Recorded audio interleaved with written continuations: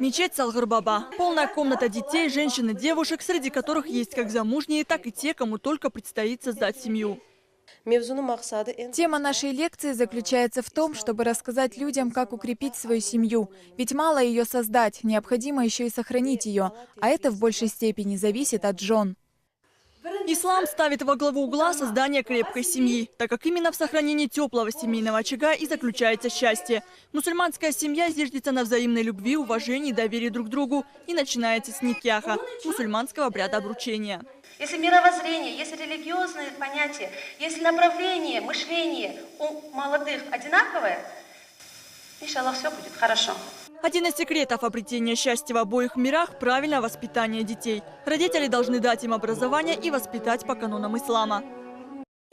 Если мы дадим ребенку религиозное образование, то он станет не только успокоением для наших душ в этой жизни, но и в жизни следующей. Сидя у ворот рая, он не войдет, пока не войдут его родители.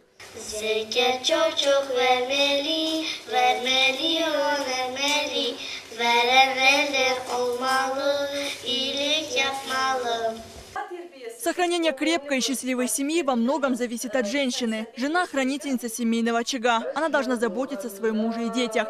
Уметь утешать мужа, когда его настигают беды, несчастье, усталость. Как бы себя трудно удержать вот от гнева к мужу, чтобы ему как бы не насолить. Очень сложно.